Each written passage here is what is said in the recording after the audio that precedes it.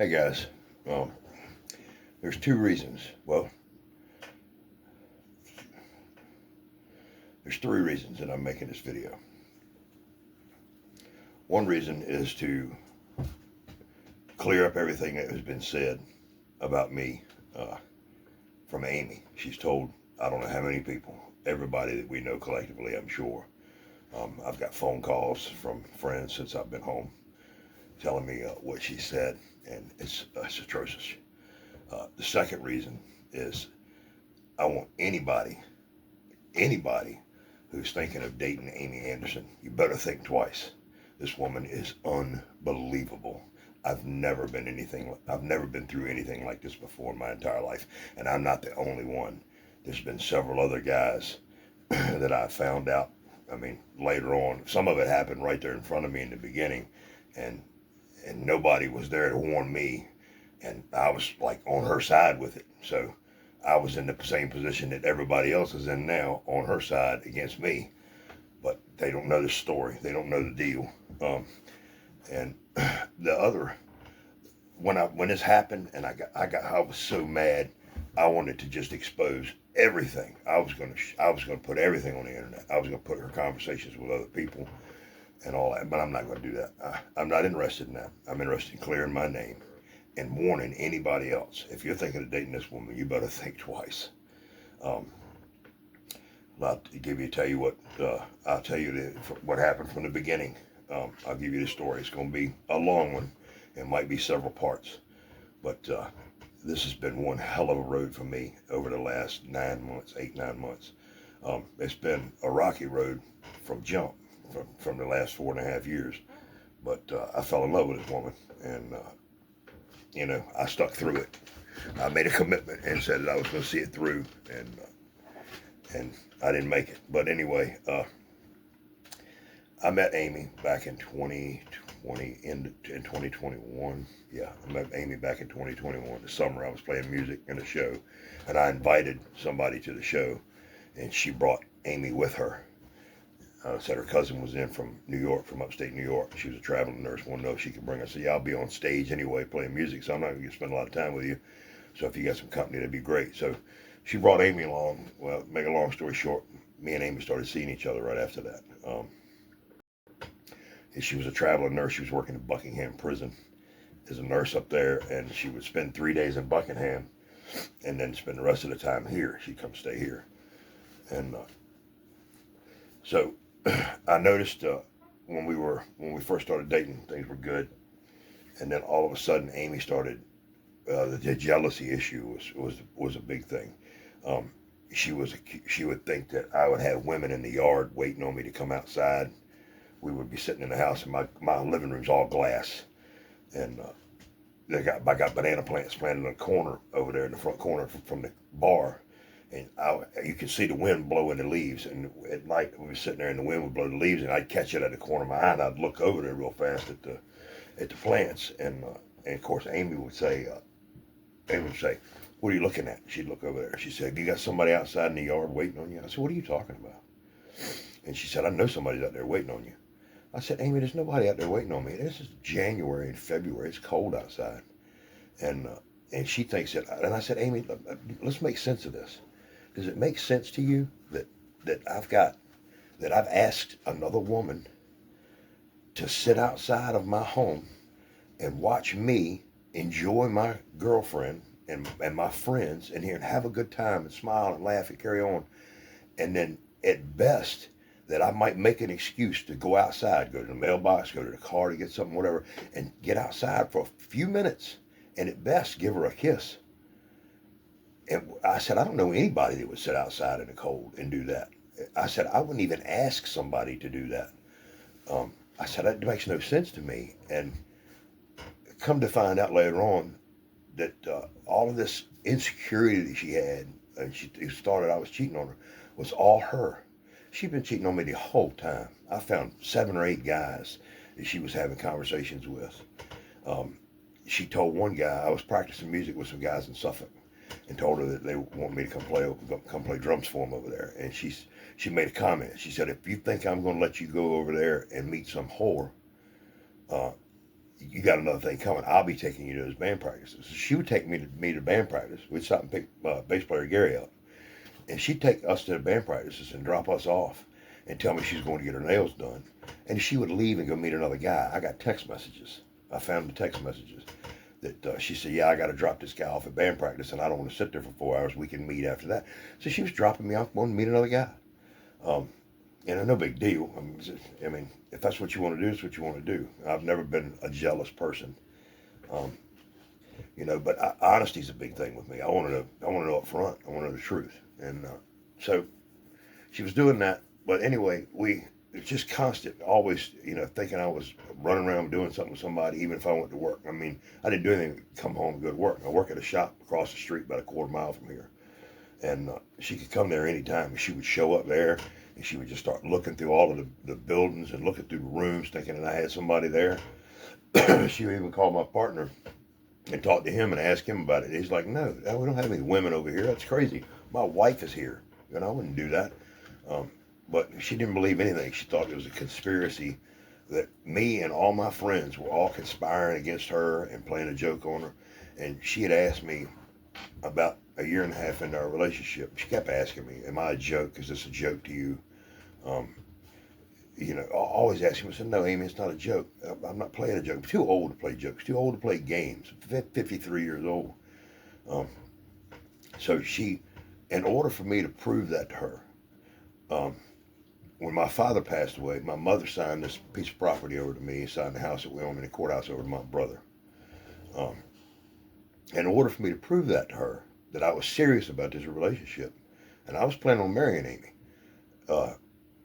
I took her with me to the title company when we changed the deed, and I recorded her on the deed to this house. She's half owner of this house.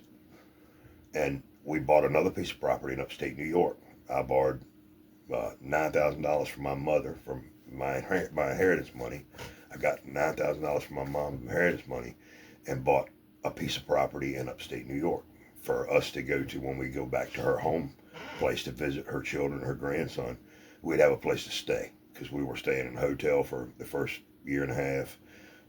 Then we got this piece of property and got a camper and took that up there. And then we started staying on a campground while I was trying to clear the lot and be able to move the camper up there. But I haven't been back since, so the lot's still sitting there.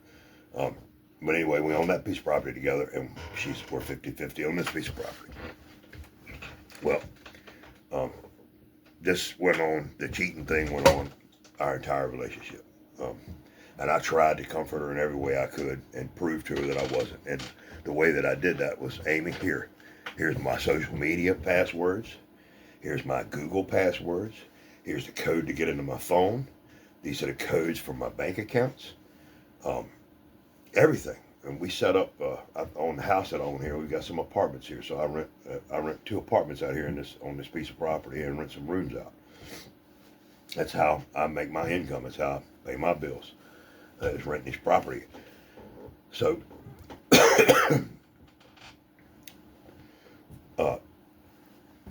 this went on for 4.5 years. But anyway, and Amy had threatened to leave 5 or 6 times during that time over a woman that wasn't real. And I kept telling her, Amy, you're imagining stuff. It's not real. And Amy would hallucinate and see stuff on the video camera system, the security camera system. And I would try to do everything I could to prove to her that it wasn't real. We were laying in bed one night, and she wanted me to open my mouth. I've got false teeth on the top. She wanted me to open my mouth. She thought I had a recording device inside my mouth, built into my teeth. I said, Amy, that's ridiculous. Then she said, what's that sound? And she laid her head on my stomach. She thought I had a vibrator inside of me. And I said, Amy, really? And that's ridiculous. And hallucinations like that all the time. She'd think she'd see somebody in the yard. She'd go outside and walk through the yard. She thought she heard my voice. I was fishing over the Amico dock one night. Tried to get her to go with me. She didn't want to go. For some reason, she was in one of her moods again. Didn't want to go. I took the boat down to the marina and put out my truck when the trailer was down there. And I went over to the Amico dock. She didn't think I was at the Amico dock. And you could see it. We had Life 360 on our phones. She could see my phone at the Amico dock. And she thought she heard my voice through the wall in the apartment next door. And in the middle of the night at 12:30, she went and broke into that woman's apartment and went in. And the woman heard her. She was upstairs in her bed. The woman heard her and called down, and Amy ran out of the apartment. But she just went in the girl's apartment. Thought that she heard my voice next door, so that's why she was over there. But it was just stuff like that, just constantly hallucinating and seeing stuff that wasn't there. And me and all my friends that were hanging out here, the guys that stay here close to me, they all saw it happen, and they would tell her, Amy, that's not real, it's not real. And then, of course, then at that point, all of me and all of my friends were against her. We were all messing with her, and Amy had done some things that were illegal. She sent another guy she was talking to from a dating website pictures of me and her naked in my bed. Pictures of me and her naked in my bed, pornographic pictures she sent to another guy, and that's illegal. And she was going down that route, doing illegal things that and toward the end, whenever we were breaking up, I would continue to tell Amy, please, let's don't get vindictive. You don't want to make an enemy out of me, Amy. Let's do it the right way. We can be friends out of this. If we don't want to be in this relationship anymore and you want to move out, let's move out. Let's take care of your stuff. Take our time, pack it. We've got paperwork to do. And of course, the paperwork, you're not doing any paperwork. You're not getting me off this house. I walked away from a 27-year marriage with nothing. And if you think I'm doing it again, you got another thing coming. So she was threatening me. She's going to take my house. So I called my attorney and asked him, what can she do? And of course my attorney said the house is paid for. She can't force you out. She can't sell it. She can't borrow any money against it. She can't do anything without your signature. But the bad thing is, you can't do anything without her signature. I said, well, I'm not planning on moving. I'm not planning on leaving. I'm going to stay here till I die, and I'm going to will my half of the house to my children, and she can will her half of the house to her children, and the next generation can fight it out, as far as I'm concerned. But I'm not going anywhere. So when I found out that there wasn't nothing she could do, then I was good. I was I'm cool. I'm good. I don't care what happens. So on Father's Day, this past year, 2025, Father's Day, I woke up at like 4 o'clock in the morning, and I was upholstering some seats for a guy for his boat over at the shop. And when I woke up at 4 o'clock, I couldn't go back to sleep. So around 4:30, I decided, well, hell, I had 2 or 3 seats left to finish making the covers and stretching them over to stable them on. And the guy told me when I got half of it done, if I would deliver half of it back to his house, he would go ahead and give me some money. So I went to the shop at 4:30 and started sewing the rest of the seat cushions. When I finished, I started stretching them over. And about 10 o'clock, my phone rang. It was Amy. And I said, hey, hon, what's up? She said, where you at? I said, I'm at the shop finishing up the seat so I can go get some money so we can go do something today. I was going to go fishing, go do something, whatever she wanted to do. I didn't care. So she said, well, we need to talk. Can you come home? I said, yeah, absolutely. Yeah, I'll come home. So I came back here to the house. And when I walked through the kitchen, she came around the other side of the kitchen, met me in the kitchen. She said, all of my stuff is packed, and I'm leaving and moving to my aunt and uncle's in Tennessee. And I said, okay. And she said, I'm sorry it had to be today. I know today's Father's Day, but I'm flying out of Tennessee tomorrow to go to New York for 2 weeks to see my kids and my grandson. I said, okay. And I said, you sure this is what you want to do? Yes, what I want to do. I said, okay, well, I understand. And so she hauled around and wound up staying here another 5 or 6 hours. And we come back here and laid in bed and cried. And we had sex. And we both cried. And, I don't want to go. I don't want to go. I said, then don't leave, Amy, if you don't want to go. I have to. I got to fly out tomorrow. I said, well, go down and go stay in Tennessee. Go fly to New York and come back. And another reason she was going to Tennessee is she'd been driving around on dead tags in her Jeep for 6 months because she had $5,000 worth of personal property taxes here in Virginia that she hadn't paid, and she couldn't get tags. The DMV had a lockdown. So another reason she was going to Tennessee was to get a driver's license, Tennessee driver's license, and Tennessee tags because they don't have personal property tax there. So I said, well, when you go there, and get your tags, your license, you go see your kids for 2 weeks, and when you get done with that and you want to come home, come home. If you want to come back, come back. And she said, okay, that's the plan. So we talked most of the way she drove to Tennessee, talked most of the trip. I talked to her the next day when she was at the airport in her connecting flight. And she told me she'd call me when she got to New York when she landed. Well, I knew what time she was supposed to land. 30, 45 minutes went by, normal, getting your baggage, and all that stuff from luggage thing. So after 30, 45 minutes, she didn't call. I texted her. I said, hey, have you landed yet? She texted me back, I'm with Mona. I'll call you in a little bit. So Mona's her daughter. Her daughter's name is Alyssa. She calls her Mona. So she was with her daughter, and she said, I'll call you in a little bit. And I said, okay. Well, I figured she hadn't seen her daughter in 6 months. That's cool. Go spend time with your daughter. Well, 2 or 3 hours go by. I didn't hear from her. And I'm worried again. So I text her again. Hey, you okay? Yeah, I'm fine. Still with Mona. Call you in a little bit. Okay. And I'm just laying in the bed now at this point, waiting to hear from her. And she finally calls me later. When she calls me, I say, hey, what are you doing? Oh, I'm outside in the Jeep smoking. Or outside in the car smoking. And I said, okay. So she's outside smoking, and then I noticed over the next couple of days that she wouldn't talk to me in front of her children. When her children were there or she was around them, she would not talk to me. The only time she would talk to me was when she was alone. And I asked her, I said, Amy, how come you won't answer my calls or my text messages when you're with the kids? You don't want to talk. The only time you talk is when you're by yourself. It felt weird to me because normally she just answered the phone whenever I'd call or whatever. And if she was with them, she put me on speaker. I'd talk to the baby or, talk to whoever, say hi to the kids, whatever. And she wouldn't do that this time. So I thought something was fishy about it. And I said, listen, I'm human, just like you are. If you've told them that we're finished and you're embarrassed to go back and tell them that you want to try to work things out with me, I understand that. But you got to be honest with me. Tell me the truth.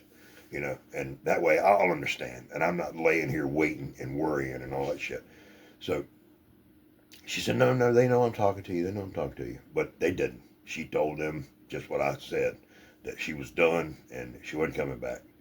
And I kind of felt that, the whole time that this went on, I knew that this was it. This is really what she wanted. She wanted to be away from me.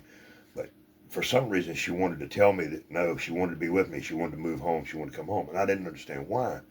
I said, why would you lie to me about that and then continue to move forward and act like that you don't want to be in a relationship, but you want to tell me you do? So I took her at what she said, at her word, which I should have took what my mind said and get the hell away.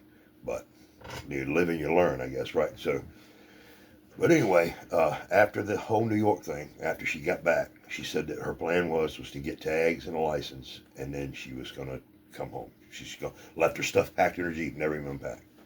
So, 2 or 3 days go by, still hadn't got her tags, license. Week and a half goes by, still no license and tags. So I said, something's up, Amy. I want to know what's going on. I want one of two things. I either want closure in this relationship, or I want a reason why you're not coming back home. Because you tell me you want to come home, and you want to come home, but you can't. And you're blaming it on your aunt and uncle. I can't because of my aunt and uncle. And that's not flying with me. We're 50-something. She's 55. I'm 53. And it don't fly with me. You're 55 years old. You ought to be able to do what the hell you want to do. You're a grown woman. And you got two people telling you can't. Then somebody owes me an explanation. So I got pissed and said, all right, that's cool. I'm on my way to Tennessee. So I went out and got in the car. I started heading up the interstate, going to Tennessee. And I told her, I'm coming, Amy. You can't stop me. I'm coming. And I want answers. Either I want closure or I want answers. And I'll drive 7 hours to get it if I have to. So I'm driving that way. Well, I text her Aunt Joe's from Facebook Messenger, Josie, and told her the deal. Hey, Josie, I'm coming to Tennessee. I'm heading to your house. I'm not coming for trouble. I'm not that guy. I'm coming for either closure or answers. And I told her everything that me and Amy talked about, everything she had said and all that stuff. And she tells me she can't come home. She wants to come home, but she can't. And I'm coming for answers. Somebody's got to talk to me and tell me, or I want closure in the relationship, and then they can be done with it. So I get done. I see that she reads it. Well, 15, 20 minutes later, Amy calls me. So Josie went up the hill and talked to Amy, told her what I said. Amy calls me, says, you win. You wanted closure. You got it. I'm done with you. Goodbye. Don't ever call me again. She cut the phone off and blocked my number. Okay. All right, so week and a half goes by after that. Well, I noticed that a week and a half, my vital records and all the titles to my vehicles are gone. She took them. And my driver's license, I had a New York driver's license, which was expired. My motorcycle was in New York, all the way from upstate New York. I had to go get it. I had no driver's license, and I had to go get my motorcycle. So I needed my birth certificate to go to DMV in Gloucester in Virginia and get my Virginia license back. So I'm trying to get in touch with her. I'm digging through the emails, and I see an email that says your new address in Tazewell, Tennessee, and your new phone number ending in 9964. So now I know she's got a new phone, and because I've been trying to call her on her old phone. So I open that email and go into the bank website and get her phone number and call her. This is like a week and a half, 2 weeks after she blocked me. Well, she answers the phone. I changed my number with text now, and she answers the phone. Hello. I said, Amy. She said, who is this? I said, it's me. She hangs up on me immediately. About 15 minutes later, she calls me back. And she said, hey, I was in a restaurant with Joe's and Ken. That's the reason I couldn't take your call. So then we start talking again, and I tell her, you got my vital records? And she said, yeah, I took them by mistake. She didn't take them by mistake. She took them on purpose. So I said, I need you to mail them to me because I got to go get my motorcycle. So she winds up mailing me the birth certificate, my titles. Some of them. One of my titles is still there. One of the titles to one of the boats is still there. So she winds up mailing them to me. I get my birth certificate, and I go get my license straight and all that stuff, and to go get my motorcycle. I wind up going to get the motorcycle. So we're still talking on the phone, and now she's got her license, she's got her tags, and she still wants to come home. I said, then come home, Amy, and I forgot to tell you a part, so I'm going to splice back into it. While she was there in New York, while she was there, and she was telling me she'd call me at 4 o'clock, 5 o'clock, whatever, and I would come in from work, or I'd leave the shop, I'd come home, and I'd crawl up in the bed, and I'd lay here in the bed with the phone laying here beside me, waiting on her to call. And when she wouldn't call 30, 45 minutes after, she's supposed to, I'd text her. And I could see she would read the text, but she wouldn't reply. I would call her phone. She wouldn't answer. So sometimes I'd lay her 3 and 4 hours waiting. Now, I knew she was looking at them. I knew she was reading my text. But she wouldn't call me back. She wouldn't text me back. And when she would, I would say, Amy, please, just tell me something, Give me something, I worry when you do that. And you leave me laying here I stop work, whatever I'm doing, come home, lay in the bed, and just lay here and wonder and think, what the hell's going on? What's going on? You were trying to work on this and put it back together, and you're doing this to me, and it's not right. You shouldn't do that. So I'm sorry, I won't do it again. Well, we had a phone that was here. It was just an old, cheap, $70 Samsung phone that when one of our phones would drop it and break the screen, I would order a new screen off Amazon and replace the screen on our good phones. Well, we'd pull the SIM card out and stick it in that phone and use that as a backup. Well, Amy used it 2 or 3 times. I'd replaced her screen 2 or 3 times on her phone. And when she had used it, and anytime you import your Google data and your Facebook data into a new device, it brings back all of your text messages and chats and all that, even the ones you've deleted. And the last time Amy used it, when she imported all that, it brought back all of her text messages and all of her Facebook messages and everything she had deleted, and she didn't go back through and delete it. Well, I was sitting there scrolling through that phone while I was laying in the bed waiting on her to call me, and I found all kinds of stuff, man. She'd been talking to all these guys, seeing guys. She told me that she was working at Buckingham Prison, and that one of the guards there sexually assaulted her. And she told me that he was getting kind of frisky with her. And I said, well, why don't you go to your boss and tell your boss? And she said, no, I can handle it. And she can handle herself. I mean, she's not scared of anything, nothing that I've seen. Not scared of anything or anybody. So she said she can handle it. I was like, okay, well, you can handle it, then handle it. You handle it your way. I don't care. I mean, I trusted her as far as her hand and stuff, I knew when she said that's what she meant, that's what she was going to do. So a few weeks go by, and then she tells me that she had to file charges on that guy for sexual assault, for sexual harassment or sexual assault.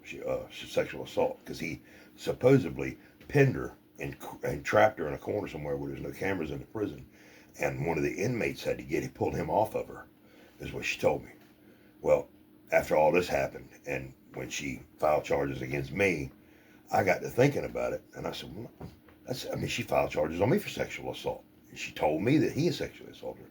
So it got me wondering. So I started calling the prisons that she worked at and calling the Department of Corrections and started asking questions to some of the guys that would answer the phone, and they'd transfer me around, and I'd tell them what was going on, that she was putting charges on another man for the same thing. I said, I think she probably ruined this man's career over something that he didn't do, and that I was investigating it. And come to find out, she was in a fucking relationship with this guy. She was seeing him, and when she wanted to cut it off and she was done with it, she told him that was it. Well, he had questions. He wanted closure, just like I wanted closure. Well, when he was trying to get closure, she went to her supervisor and said he sexually assaulted her and got that man terminated from his job. He lost his career because she lied about him. That was one guy.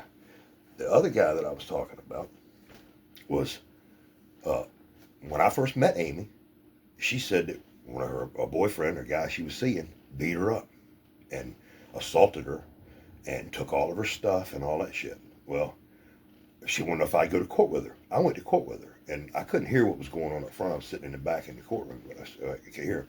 Amy got mad and walked away from the podium, and the judge told her to come back. Well, they dismissed the charges on the guy, or whatever it was, and she got pissed over it. And come walk away from the podium, told me that they dismissed the charges and I go do nothing to him. So she got mad. So she lied to the court there and said shit about that guy, tried to get him hemmed up, and the court said, we're not doing this. So she got pissed and walked out.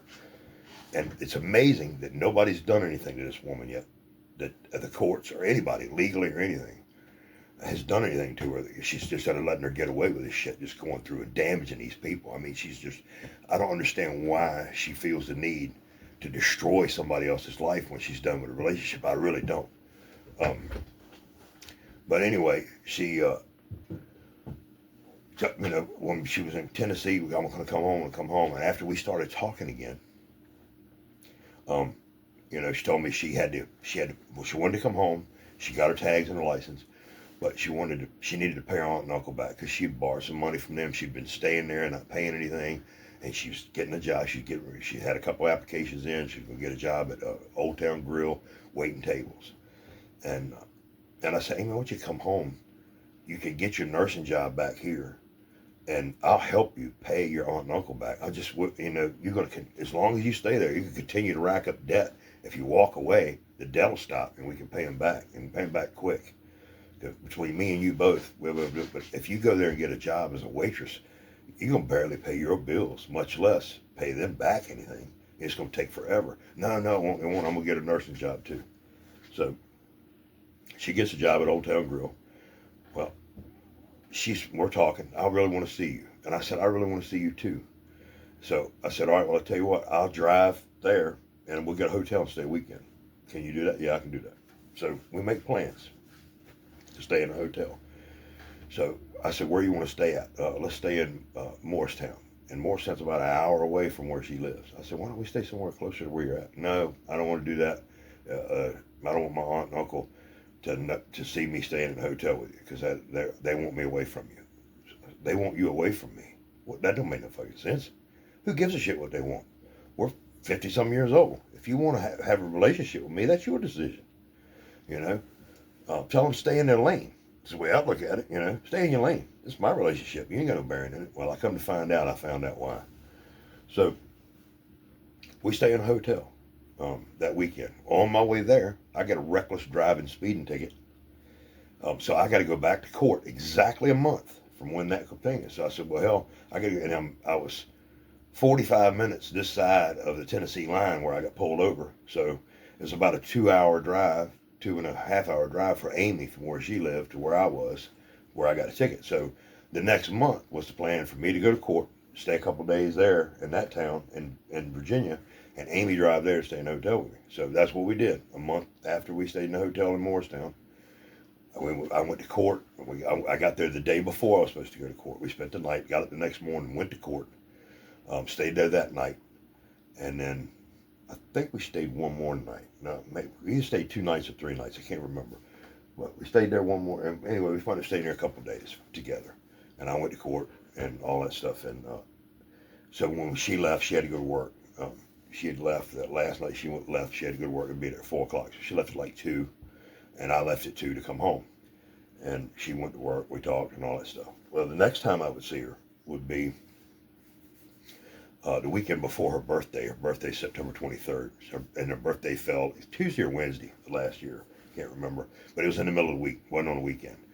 So that Friday before her birthday, I was talking to her on the phone. She had to go to work that evening at 4 o'clock. So we were talking to her early afternoon. And I'd asked her, I said, have you got plans next weekend for your birthday? You want to do something? We'll get together. We'll come up, spend some time together. I can't next weekend because I overheard the granddaughter at the kitchen table saying something about that weekend, and they shushed her. And so I think Aunt Joe's and them have plans for me for next weekend. And I said, but you think they have plans for you? I said, let's make plans. And then if they say something, so I kind of got plans already. I made plans for somebody else. No, I don't want to do that. And I said, okay, I understand. And she said, but I really do want to see you. I really do want to see you. I would love to see you for my birthday. And I said, well, I can't do during the week. That's it's too much time for me to take off work. We were swamped over at the shop. We were busy as hell. I couldn't take time off. So anyway, we were talking, and she said, well, listen, I got to get out of here. I got to go to work. But I really want to see you, and I miss you. I miss you too, Amy. So we get off the phone, and I'm thinking, well, she's got a 7-hour shift, 7-hour shift at work. It takes me 6.5, 7 hours to get there. I could be there by the time she gets off work. I will surprise her. So I run in the house and grab my duffel bag, throw a few items, clothing in it. I run out and jump in the car, and I start heading to Tennessee. Well, about 30, 45 minutes before I get there, she calls my phone. She's off work. About 10:30 she called. Well, I didn't want to answer the phone because she knew I was driving the car, and I didn't want to ruin the surprise, so I didn't answer. So I continued to drive about 30, 45 minutes. Well, I could drive. If you go past their subdivision, don't turn into their. When you turn into their subdivision, they're like the second driveway on the right. If you go past their subdivision, there's an abandoned farm property there on the left. And if you pull into that abandoned farm property and pull back down through this little strip of woods that runs through there, and it comes out right there at the back of her little townhouse on their property. Now, Joe's and Ken don't want me on the property because of the lies that Amy's told them about me. I don't know. She's made me out to be a monster or whatever she's told them. I don't know, because to this day I have no idea what she told them. I can't. Amy won't tell me, and Joe's and Ken won't talk to me. Because I've tried. I tried to contact her closest friends. I tried to contact some of her distant family, like Joe's and Ken, to tell them that Amy needs help. Amy's, in my opinion, I'm not a doctor, but in my opinion, Amy's got something going on psychologically with the hallucinations she's got going on and the hearing stuff and all of that. Something's going on. And she does illegal stuff like putting pictures of me on, sending naked pictures of me online. And I didn't want to see her in trouble. I didn't want to see her hemmed up in any way. I didn't want to see her in trouble with the law, or even worse, somebody hurting her because of her lying. I mean, it's unbelievable. She can't stop. I mean, the lies just keep going and going and going, and she can't stop. And I've talked to her about it, and even on the phone, and said, look, Amy, why don't you go talk to somebody? Find somebody that you can talk to, you can be honest with, and get somebody's real opinion about it. And her mother, when she was about Amy's age, got committed to a psychiatric facility and was held there for a little while till they got her medicine right. I don't know what the diagnosis was. Amy don't like to talk about it. And when I start mentioning anything about that, she associates what's going on with her with her mom, and she gets really angry. So I don't like to talk to her about it. I steer away from it. But anyway, so I pull up on that piece of property and park the car and shut the car off. And I cut the key back, and I got my recording device, and I lay it on the dashboard up by the speaker, and my phone's patched into the radio in the car. Well, I call Amy. She answers the phone. And I said, hey, hon. And we were talking and laughing for a few seconds. I said, let me ask you something. If you could have anything on the planet for your birthday, what would you want? And she said, I would want to go see Ellis. And Ellis is her grandson in New York. And I said, well, that's beyond my control. I can't do that. But it's something that I can, within my power, that I can do for you. And then she made a little joke. She made a little joke. She said, well, I need a new vibrator and a pair of shoes. And I laughed. She laughed. I said, all right, well, you got a new vibrator and a pair of shoes coming from me. So I said, but outside of that, what, something that I could do, something that I could make happen, what would you want? She said, to see you. And I said, I'm in Tennessee, Amy. And she said, really? I said, yeah. She said, where are you at? I said, I'm on this abandoned farm property right next door. And she said, are you coming in? And I said, do you want me to? She said, yeah, absolutely. I said, are you sure, Amy? She said, yes, come in. I said, okay, it's going to take me a minute to walk through the woods. If you could have anything in the world for your birthday, what would you want? What are you laughing at? I want to know what's funny. Your dirty mind. Shoes in a long time. No, shoes. Oh, shoes? You need shoes? Out of all the things you can have, you'll mail you some shoes. All right, I'll mail you some shoes. I need a new vibrator would be nice too. Right, mail you some shoes and a vibrator. Make me a happy woman. Lord have mercy.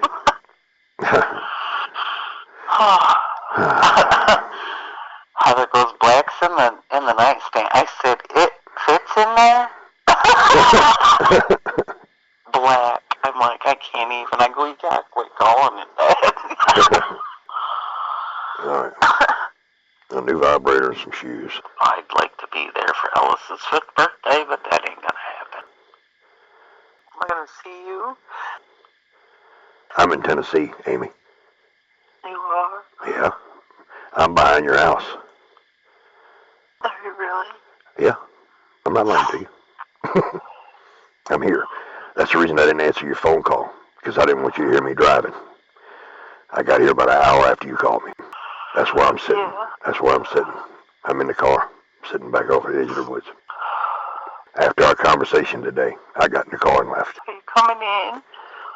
That's up to you. That's up to you if you want me to. I'm not going to just roll up in there, you know. Oh, come in. It's going to take me a minute to walk back through the grass, but I'll be there in a few minutes, okay? So I hang the phone up. I get out of the car. I start heading through the tall grass in the field. It's about waist deep.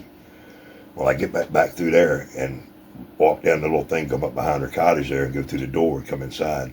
I take my shoes off at the front door and I'm wet from the thighs, from the top mid of the thighs down. My pants are soaked from walking through that tall grass. So I take my pants off. She puts them in a dryer. I jump in the shower and rinse off.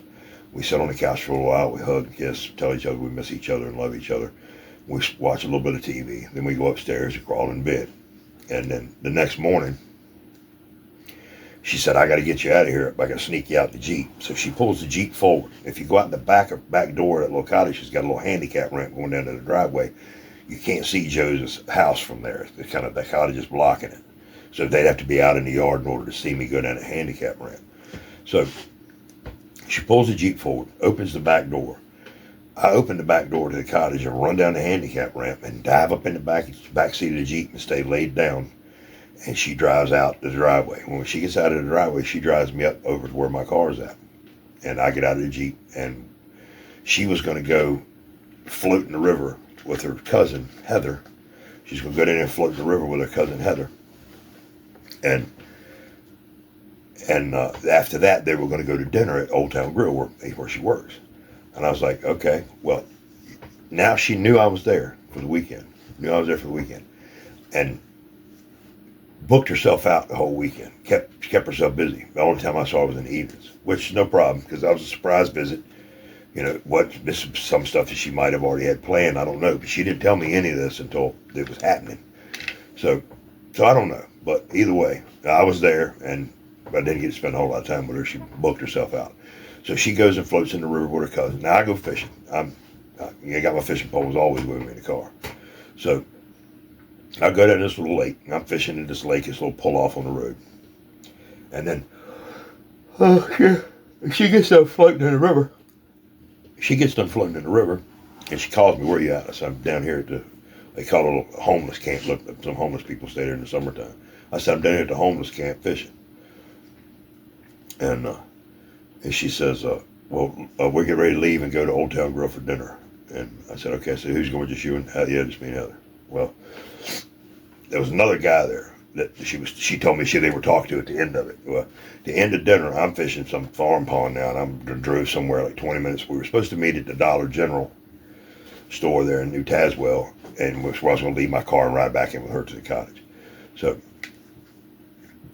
we were going to leave my car there. So I'm fishing up 20 miles away from that Dollar General, and she calls me and says, "Hey, we're done eating. We're getting ready to leave here shortly and head back to Heather's, and then I'll meet you." I said, "Well, I'm 20 minutes away. Let me know 20 minutes before." Okay. Well, 45 minutes, an hour goes by, and it's starting to get dark now. And mosquitoes are burning me up. I'm scratching, trying to get mosquitoes. So I said, I got to get in the car. So I get in the car, and I call her, and she answers the phone. I say, "Hey, where are you?" "I'm out on the back patio at Old Town Grill." I said, "I thought y'all were leaving soon." "We all were getting ready to leave in a minute." I said, "What are you doing?" "I'm standing here talking to Heather and Red." This guy's name is Roger Fields. His nickname Red. Well, come to find out later, this is one of the guys she's dating, and it's friends of Ken and Josie, her aunt and uncle. And this is why she's lying to them about me and hiding me, because she's dating wound up being dating two of their friends. And Ken had sponsored both of them into the VFW. That's how I found out they were friends and put all this together. So she was dating these two guys up there and seeing me and hiding me from everybody, because Ken and Josie said, "Look, we're going to help you out. We're going to bring you here, give you a place to stay rent-free. You don't have to pay us a dime. And we'll hook you up with a couple of our friends and go out with and have a good time. But please, don't hurt our people. Don't hurt our friends." Because Ken and Josie found out we were talking together when she got that new phone number. When she got that new phone number that I had found, Ken wound up taking that phone back because that phone belonged to him. She found out we were talking together because... I'll tell you why. While me and Amy are talking throughout this time, she's staying there, and I'm driving to and from Tennessee and talking to her. When me and Amy would call here. Sometimes we'd do FaceTime. When we do FaceTime, we're talking. Amy would be like, "Turn the camera on, let me see the room." So I'm panning the camera on, letting her see the bedroom, and then she's like, "Well, let me see what the bathroom looks like." So I take her to the bathroom. Well, I had to rent one of the back rooms out back here because when Amy moved out, we lost that income in the household. I had to supplement it, so I rented one of the rooms out back here in the back, and it happened to be a female that rented the room out. Well, she wanted me to take her through a tour of the house. She wanted to see it, so I'm taking her to her, showing her the house, and letting her see. She wanted to make sure I didn't have no female stuff in my bedroom, make sure I didn't have, and there never was. I didn't have anybody here, so we did this four or five times, taking her for a tour of the house, and like the last couple of times, like, "Amy, please don't make me get out of bed and do this. It's the same shit. Ain't nothing changed." "No, well, fine." And she'd hang up on me, get pissed. "This is done." And she had threatened me and hang up on me. I called her back. "Stop that." "All right, I'll take you." So I'd take her for a tour. And I asked her, I said, "Let me ask you a question. The way you're doing this now, when it comes time for me to want my tour of whatever, you gonna accommodate me for that?" She, "Absolutely. I want to make you feel secure," she says. I said, "Okay." I said, "No matter where you're at." She said, "No matter where." And she told me Heather knew that me and her were still talking, and Heather didn't know. Well, she's at Heather's house one night. I'm here in the living room with my friends. We're all in here shooting pool. We're sitting in here. She texts me out of the blue, "Hey, I'll be calling you in a minute." I was like, "Cool." And that would never happen. Most of the time, I would lay here and wait and cry and all that shit, thinking something happened to her. She would call me. So she texts me out of the blue, "I'll be calling you in a few minutes." Okay.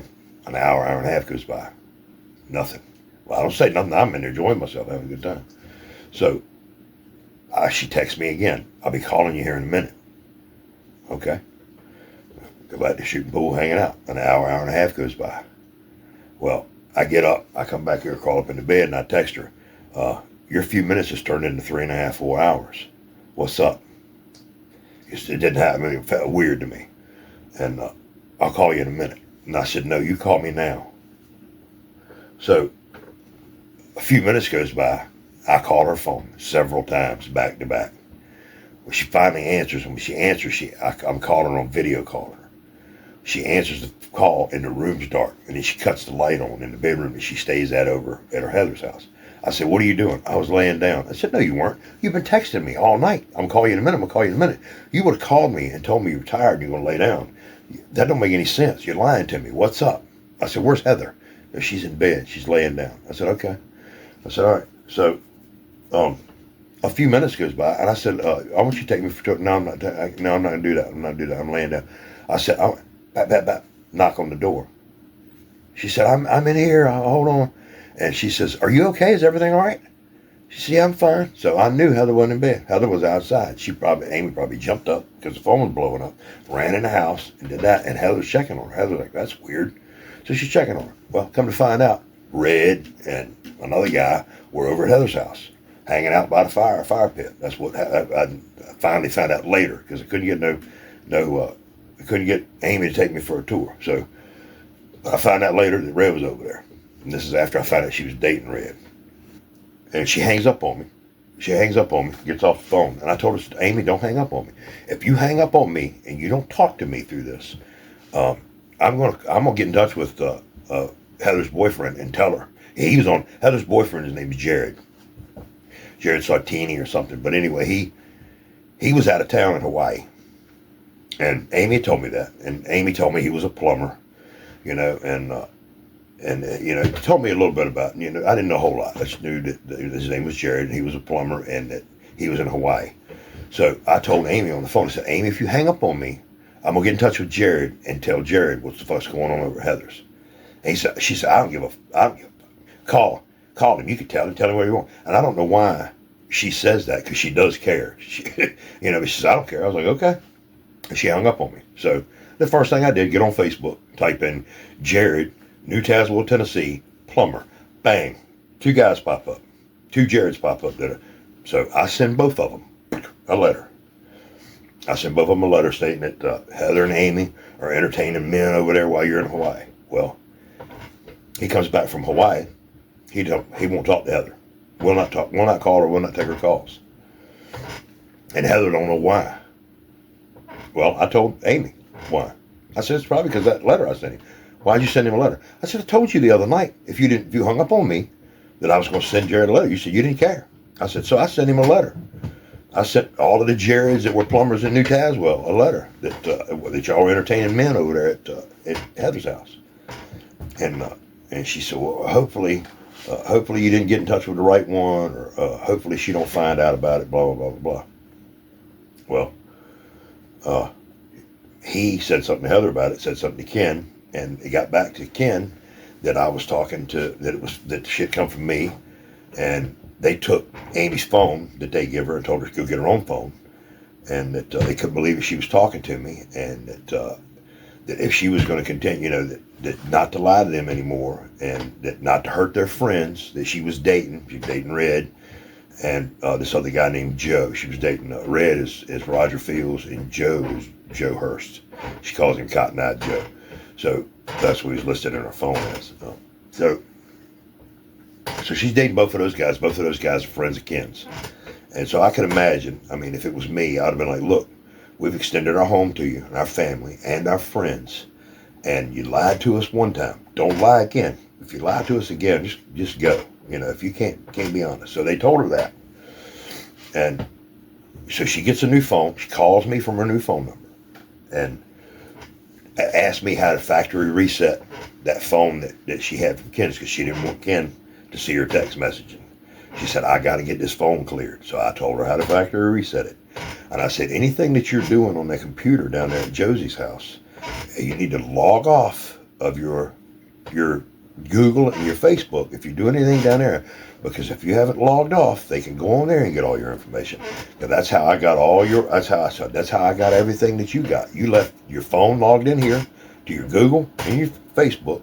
You left both computers logged into your Googles and Facebook. Of course, I had the passwords anyway, so it didn't matter.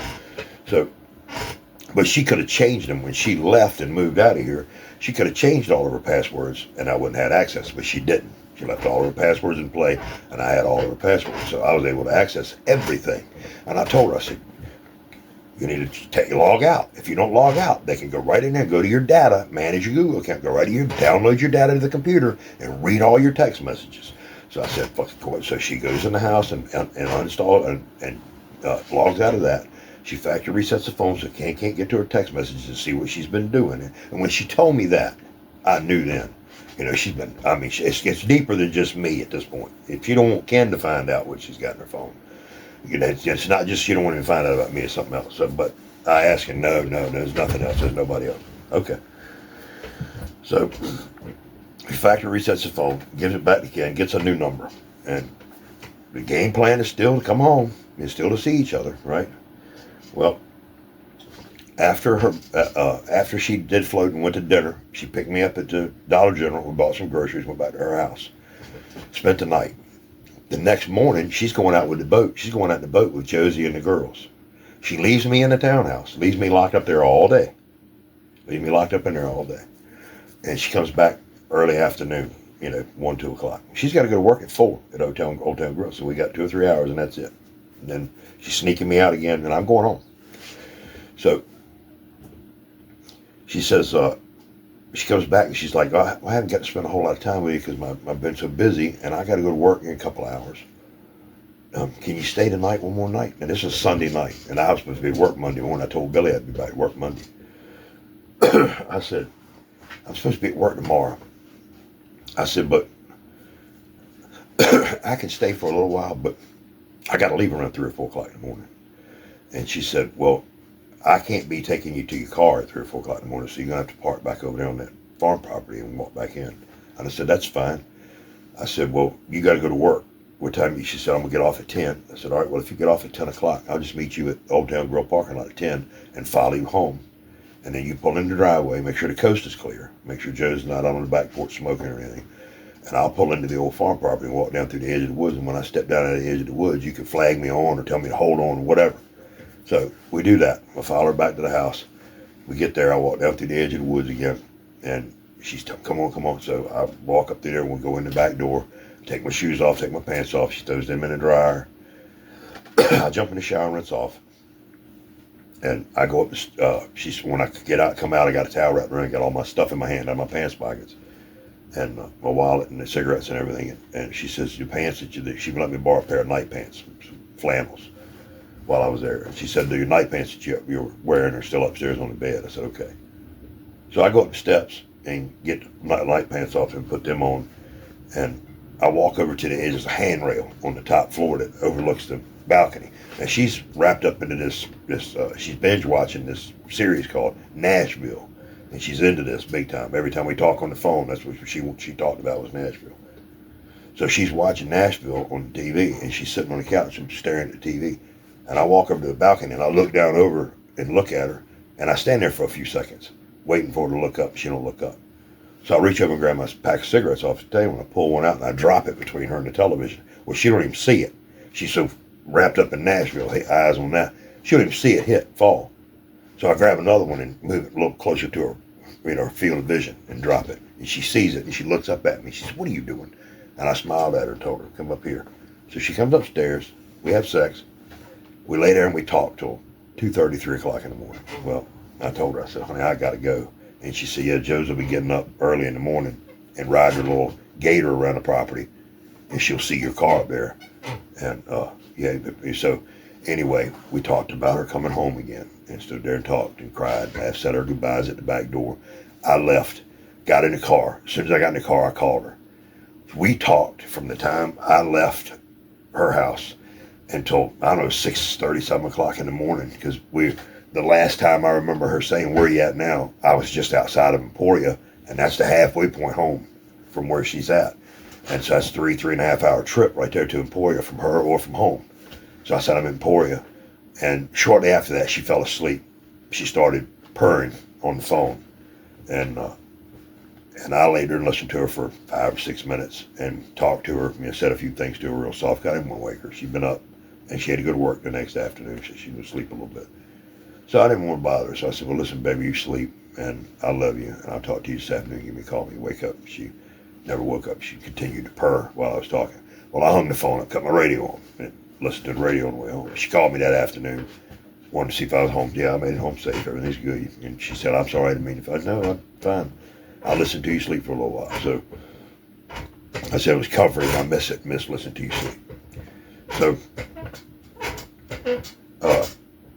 after that, we don't have any plans. We didn't make plans at that point to see each other and come stay in another hotel. And this is end of September. Weekend before September 23rd. So 19th, 18th, 19th, something like that. 20th, that's when I got home. So I had no plans to see each other again.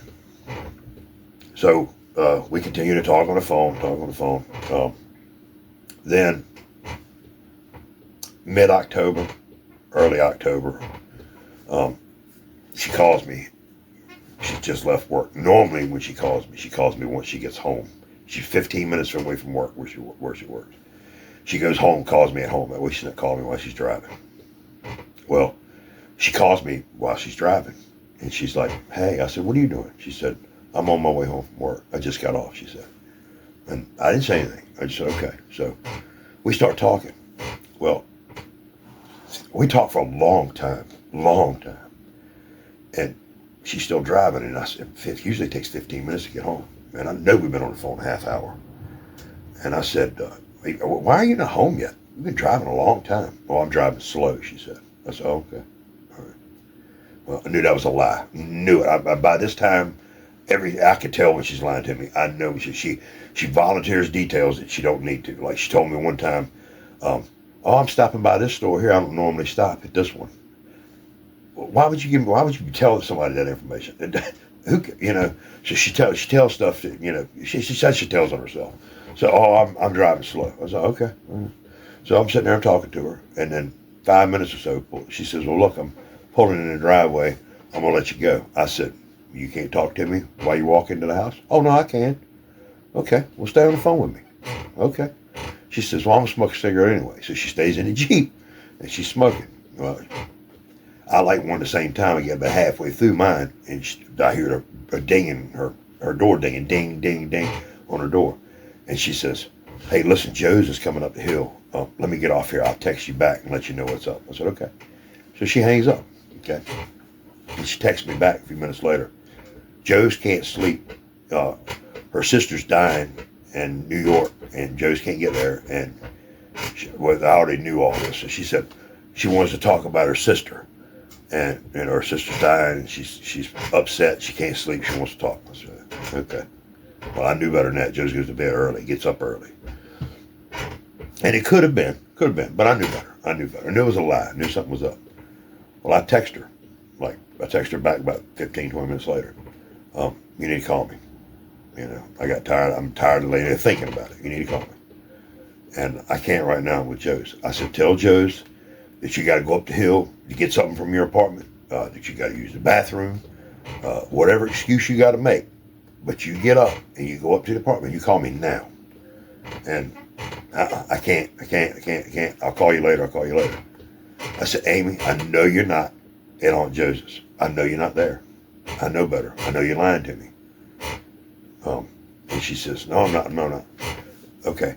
Well, at 12 o'clock, 11:30, 12 o'clock, she stops texting and stops calling me. And I'm blowing her up now, blowing her phone up and texting the hell out of her. And the radio side, at first when I was blowing up, stop. She said, stop, please stop. Knock it off. And of course I know she's not there. Well, at 12 o'clock, nothing. Radio silent. She don't send anything back. Well, after a little while, I give up. I said, fuck it. I throw the phone down. At 3 o'clock in the morning, she calls me drunk. Driving. She's driving. I said, where are you going? What are you doing? I'm going to get a pack of cigarettes. I said, that's bullshit. I said, you might be going to get a pack of cigarettes, but you were not at home, and I know you were not at home. How do you know? I said, because I know, Amy.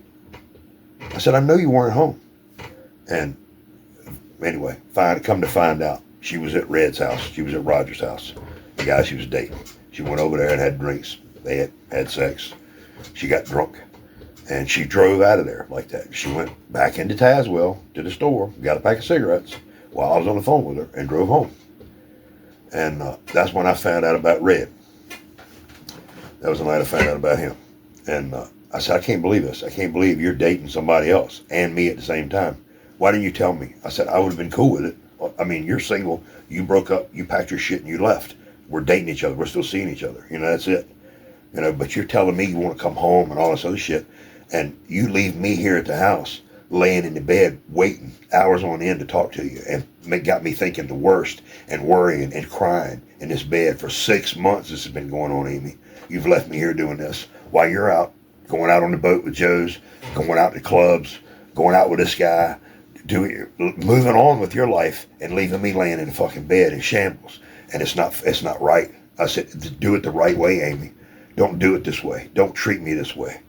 You know, well, I'm sorry. I don't mean to. Well, call me when I call you. I don't care. Label me something different in your phone. When I call your phone, answer the phone. It's nobody's business who you're talking to. You know, if somebody says, who you talking to? Business who I'm talking to. I'm an adult. It's ridiculous. I said, I can't believe this is going on. I can't believe I'm doing it with you. I'm condoning. I'm sitting here telling you to change my name in the phone and telling you. I said, to hell with that. Tell everybody the truth. Stop. I said, it's ridiculous. What you're lying to them about is stupid. If you want to see somebody, tell them, look, it's my relationship and my life. I want to see them. They'll kick me out, she says. I said, that's shallow as hell for your family to kick you out because you're dating somebody. I said, something's up. You've told them something or something, and you don't want to tell. No, I haven't told them anything. Okay, that's cool. So I don't want to argue about it.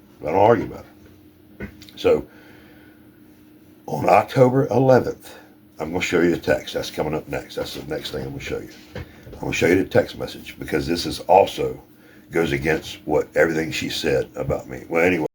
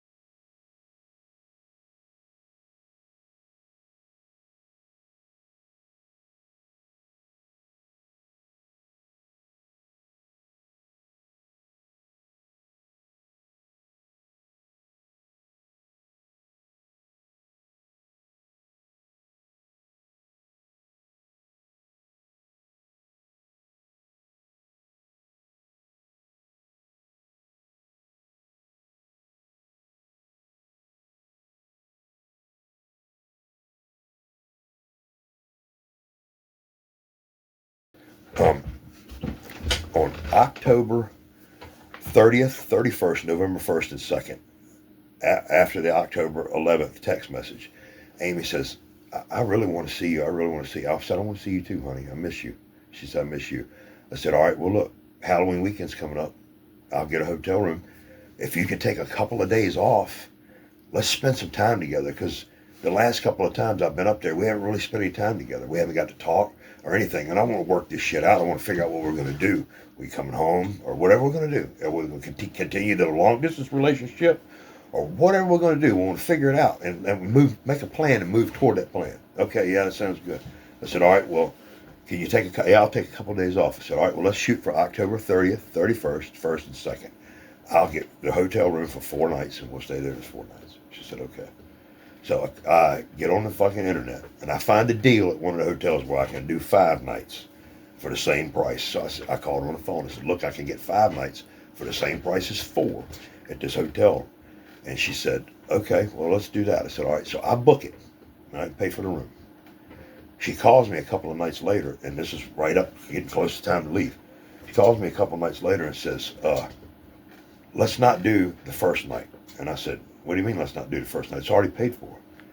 Well, I got to work and blah, blah, blah, blah, blah. And I wasn't able to switch a shift with this person. And now I got to work this day. And let's just go for the weekend. This is supposed to be Wednesday, Thursday, Friday, Saturday, and Sunday. Let's just shoot for the weekend. I said, Amy, I've already paid for the room. Room's paid for 5 nights. I said, I'm coming the 4 nights. From tomorrow night, leaving tomorrow, I won't do that. If you want to hold off tomorrow, hold off tomorrow. But then I'm coming the next day. And she says, okay, fine, but I'm going to have to work. I said, I don't care if you work. If you have to work, work. When you get done working, come back to the hotel. We'll spend the night in the hotel. At least we get to see each other that little bit of time, even if we don't get to spend as much time as we thought. But I said, if I come there Friday and Saturday, and I come there Wednesday, Thursday, Friday, and Saturday, Wednesday and Thursday, I'll get to spend some time with you. So I'll have more time with you if I come there as 4 nights. I'd rather do that. I said, oh, that's fine. Well, she's supposed to call me when she gets off work at 4 o'clock, the day that we're supposed to go. And she's going to go by Old Town Grill and get her schedule and see if she can get that girl to switch with her so she can get the day off on it. So she tells me she's pulling in the Old Town Grill and she'll call me back in 30 minutes with a schedule. I'm laying in the bed waiting at 4:30. 5:30 rolls around. It's been an hour. I text her, hey, where you at? I ain't heard nothing about your schedule. I'm leaving in the morning. Nothing. Don't get anything. She looks at it. Don't get anything. I call her phone several times. No answer. I text her several times. No answer. At 11:30 that night, she calls me, drunk. She says, hey, there was a bad accident in front of Old Town Grill, and there were friends of mine and that I had met while I was up here, and they got T-boned by another car and flipped their car 3 times, and they got hurt. And I followed the ambulance to the hospital, and I had to give them a ride home and all this stuff, and I just got done dropping them off. And I said, you're drunk. Where did you get alcohol at? Oh, well, their son and daughter-in-law came to the hospital, and they had some whiskey in their car, and we did some shots in the parking lot. I said, so you did shots of alcohol in the parking lot of the hospital? Yeah. I said, well, let me ask you this. How come their son didn't take them home? Why didn't you have to take them home? Well, he was going the other direction. I said, I wouldn't give a shit what direction I was going in. If my parents were in an accident and hurt as bad as you said they were hurt, I would have been one to take my parents home, or at least went to their house. I said, that makes no sense to me. And you said that this accident happened at 5 o'clock. They transported these people to the hospital with serious injuries that their car got T-boned and flipped 3 times. And they were able to evaluate them and release them and do all of the tests on them and release them from the hospital. And you're calling me at 11 o'clock, which means you dropped them off. I said, that's fast service for a hospital. And she said, well, that's what happened. I said, you know that that's public record. I could call dispatch first thing in the morning and ask them. And they'll tell me if there was an accident in front of the Old Town Grill up on 25. Call them. I don't give a shit. I said, no, I'm not calling them right now. She wanted me to call them right now. I said, no, I'm not calling them right now. I'll call them tomorrow. So we finished talking. I didn't say anything more about it. I just let it go. I didn't say anything more about it. Well, next morning I get up, jump in the car and leave, heading to Tennessee. About the time I got to Charlottesville, I pick up the phone and call dispatch in New Tazewell, Tennessee, and ask them if there was an accident up on 25 in front of the Old Town Grill. And I told them, man, my girlfriend is a traveling nurse, and she supposedly the accident happened there while she was there, and she went up and helped, followed people to the hospital. And I said, and I haven't talked to her since yesterday evening, and I'm worried about her. So they looked, they said, nope, there was no accident on 25 in front of Old Town Grill. As a matter of fact, there was no accident on 25 anywhere yesterday in New Tazewell. I said, okay, thank you. And she said, where'd you say your girlfriend worked? So I told her what nursing facility she worked at. She worked at Amedisys Home Care over in Harrogate, Tennessee, as she went around to people's home health care nurse. So I gave her a name, where she worked. Well, the girl calls the deputy, tells the deputy she's a missing person, because I said I hadn't heard from her since yesterday evening. Said she's a missing person, and that they were concerned. The police department calls Amedisys Home Health Care.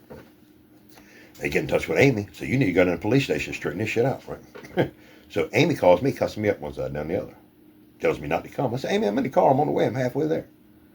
And she said, don't come. I said, Amy, I'm coming. We've already made plans. Don't do this. And she said, I can't believe you called. I said, I didn't call the police. I said, dispatch called the police. I said, I called dispatch, and you lied to me about that car accident. There was no car. Yes, there was. She swore up and down that there was a car accident yesterday. And I said, look, You mean tell me dispatch is lying to me? I don't know what they're doing, she said. I said, okay, Amy. I didn't argue about it. So anyway, we talked for a little while. She goes down to the police station and straightens shit out. I'm fine. So I said, all right, well, I'll be there at this time. And she's not going to get off work till 4 o'clock. And I was going to be there before that. I said, so I'll be there at the hotel when you get off. Just come on by. So she said, okay. So I get to the hotel. I check in, get the key, go to the room. I'm sitting there in the room. I go down to the Dollar General store and get a bunch of food, some chips and stuff, some snacks. And I grab a bunch of frozen TV dinners and just stick in the freezer. So go back to the hotel, put all the groceries and stuff away. She calls me when she gets off a little bit after 4 o'clock. And I say, hey, I'm at the hotel. I'm in this room. She comes in the hotel. We hang out. I ask her if she wants something to eat. No. So we wind up spending the night that night. She gets up the next morning. She goes to work. She comes back. We spend that evening together. Now, she's supposed to get off Saturday, I think. So she worked Thursday, Friday. And supposed to get off Saturday during the day all day and be off Friday, Saturday day and Saturday night. Well, she gets the girl to trade with her on Saturday. But now, all of a sudden, she's got a cookout to go to at Josie's house. But she'll be done by 2 o'clock. I said, okay. So she gets up at 9, 10 o'clock in the morning, leaves to go there to help Joe's with the cookout. Leaves me in the damn room. And she gets back from the cookout, 2 o'clock. They call her into work. They called me in work. I got to go to work. And I was like, well, look, I've been cooped up in this hotel alone for 3 days now. And I've been eating TV dinners. Do you mind if I come over there and sit at the bar and order something to eat and socialize a little bit? No, but don't tell nobody you're my boyfriend. I said, I'm not going to give up your game, whatever it is. I'm just coming there to get something to eat. Matter of fact, when I leave, I'll order you something to eat and take it back to the hotel and we'll have some dinner. She said, all right, that's fine. Just don't tell them you're my boyfriend. I said, I won't tell a soul. So she goes on to work. I go do a few things, whatever. I get there about 7 o'clock. I walk up. I go inside. She's waiting tables in the restaurant bar. I go to the left and go in the bar, pull up a stool, sit down. Bartender takes my order a Crown Apple and ginger. I'm sitting there drinking that. I'll order something to eat. I'm starting to talk to some of the regulars. We're laughing, carrying on, watching sports games on the bar. And I see Amy every once in a blue moon walking some trays over, but she don't come into the bar at all. I don't say anything to her, any of that. I don't mention anything to anybody. I don't tell anybody my name or anything. So I don't say anything to nobody. I'm sitting there drinking. And there toward the end, about 8 o'clock, 8:30, I asked the bartender, I said, honey, what time's the kitchen close? She said 10 o'clock. I said, well, about 9:30 or so, I want to order, to-go order, take home to my wife. So, and she said, okay. So at 9:30, I ordered a prime rib dinner with a salad and baked potato. And Amy's picky about the blue cheese dressing she eats. It's got to be a specific kind of blue cheese, and I didn't know what they had. So I told the bartender, I said, honey, I want to order my wife that dinner. So I ordered the prime rib salad, and she said, what kind of dressing? And I said, she's picky about what kind of dressing. I said, she likes blue cheese, but she's picky about the kind of blue cheese it is. And the last time we ate here, I'm not sure what dressing she got, but I said, Amy was our server. Amy would probably remember. Can you ask her? She said, yeah, I'll ask her. So I saw Amy stick her head around the corner, and she said, she likes blue cheese. And I said, thanks, Amy. See you soon. I'll tell your wife you said hi. And that was it. So I kept our game going up. The girl gets blue cheese, hands me the stuff. I go get in the car. I go over to the little service station that's in the same shopping center as Old Town Grill. I grab me and Amy both a pack of cigarettes. I come out. When I get in the car, I see Amy's Jeep pulled out. So she's leaving. She's off. So she pulls around and sees me sitting there, and I showed her I had cigarettes. So we leave. We pull on it. We go to the hotel. We go inside. I give her a prime rib. She eats about half of it, I guess. That's the way she normally would. You know, if you order a dinner somewhere, she eat about half of it, and she saved the other half. So she asked me if I wanted some. I was like, no, not right now. I might eat some later. So we laid there. We had sex, talked, laughed, carried on, whatever. And she had to go back to work at Old Town Grill at like 4 o'clock on Sunday afternoon. So we were going to spend all day Sunday together. Well, Sunday we wake up, and we haven't talked the entire time we've been there, all 4 days. And Sunday when we woke up, I said, Amy, I want to talk. I want to get this talking thing. I want to get that ironed out. And she's like, she never wanted to talk. Whenever it come time to talk about the real stuff, she wanted to avoid that at all costs. And I said, Amy, I came here this weekend to talk. I want to talk. I want to figure this out. Whatever it is we're going to do, whichever route we're going to take it, I don't care. But I want to talk, and I want to do it the right way. I'm tired of doing this stuff. I'm tired of not knowing. I'm tired of laying at home and just crying and staying in the bed and being depressed and all that shit. And I said, you're out moving on with your life, and you're leaving me in shambles at the house, and it's not fair. We're going to talk it out. And she's got a urinary tract infection. And she's like, she's in pain. She says, well, I got to go to the dollar store and get some cranberry pills, or whatever it is she takes. I can't remember the name of it. So she says, okay. Well, I videotape her leaving the parking lot with my phone. You know, 'cause I told you, she'd been acting weird for a while, and I started audio taping and videotaping everything. So I'm videotaping her leaving the parking lot, and she flicks me off because I'm videotaping her. And she goes on and gets the pills and comes back. Well, I fucking got my audio recorder out and set that in the window behind the curtain on the hotel and turned it on. And when she came in, we had to talk. And that's when I found out she was dating Joe. She'd been dating Red, been dating him the whole time she was there. You know, and Joe's got him. I said, you been on the back of Joe's mother? I'm going to listen to the tape. Been on the back? Yes, I've been. I said, Jesus Christ, Amy. I said, all right, that's it. I said, I'm tired of the lies. I'm tired of it. This is it for me. I'm done. Either you come home. If you're coming home, you're coming home. If you're not, you're not. But this is closure for me as far as I'm concerned. You know, you're going to continue to lie to me. This is it for me. Well, I knew that when I got home and I sent, she told me then, she said what Ken and Joe's had told her about the line. She told me all that. And I got it all the time. I'm going to let you hear it. She told me all that stuff. Well, when I came home, I wrote Ken and Joe's an email. And when we were talking about, when we're talking about those guys, I'm looking at the phone, looking at their Facebooks, looking at both of their, I'm looking at all their information now. I found all of them. I'm going through looking. And I said, I can't believe that you're dating these two guys and me. And she says, I'm not dating them, Sonny. And she says, have you seen those two guys? I said, what does that mean? I said, they're not bad looking men, Amy. Really? Are you using these guys? You went for a ride on this guy's motorcycle. You're going to this guy's house till 3 o'clock in the morning and screwing him and drinking his whiskey. Are you using them? What does that mean? Have you seen them? And she said, well, they're older men. And I said, one of them's 5 years older than you are. The other one's 6 years older than you are. They're not older men. I said, what's wrong with you? Why do you do this to people? Why are you doing this to me? And she said, because I don't want nobody else to have you. I said, well, that's not your choice, Amy. I said, it's ridiculous. So she's been doing all of this because she didn't want me to move on. But hold me down, doing all. So anyway, I get home. I'm pissed. I'm hot, right? That she's been doing me this way for 6 months because she don't want nobody else to have me. But she's going to move on with her life. She's going to go out and date all these other guys and do all this stuff. All right, which is cool. Look, she was in a 27-year-old marriage, and when you get out of a 27-year-old marriage, you want to go out and spread yourself thin. I don't blame you. I don't care. And I don't judge nobody for doing it. I'm not going to call you any names for doing it. All right, but some of it was a little much. She used to accuse me of being outside and going outside and meeting somebody. Well, she was staying at her aunt's house when she first moved here. There's a 23-year-old boy lived across the street. She started talking to him on the internet, and they started exchanging pictures and stuff like that. Well, she tells him, come over here and hook me up. And he says, I can't. They got cameras all over the place. And she says, go behind my Jeep. She screwed that boy in the driveway behind her Jeep. 23-year-old kid. And that's not the only one. There's been a couple of 27-year-old kids. It's just like her cousin's cousin's son's friend. I mean, it's just, she doesn't care. She just bowled through whatever, 8 to 80. She made a comment to one of her friends, but I don't care, 8 to 80. I don't give a shit. And look, like I said, I don't judge you. You're single. You got out of a 27-year-old marriage. I've done it. When me and my wife split up, I went wild. When me and my first wife split up, I went wild then too. Before I met my second wife, I was wild.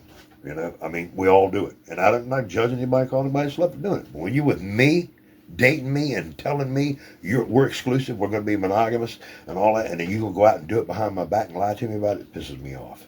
If we want to do it, if that's what you want to do, let me make that decision whether I want to enter into that kind of relationship or not. Whether I want to be in a relationship with a woman that's going to sleep with other men. I can go out and sleep with other women. We can have an open relationship. I'm cool with that. But you got to be honest with me up front. Don't tell me what's going to be one way and it's not, because that's going to piss me off. So anyway, I'm mad. I come home and I take that audio recording and take that piece out where she says, have you seen these guys and all that other shit? And I send both of those guys an email, a letter with that audio recording and her Aunt Joe's and Uncle Ken. I send it to all of them.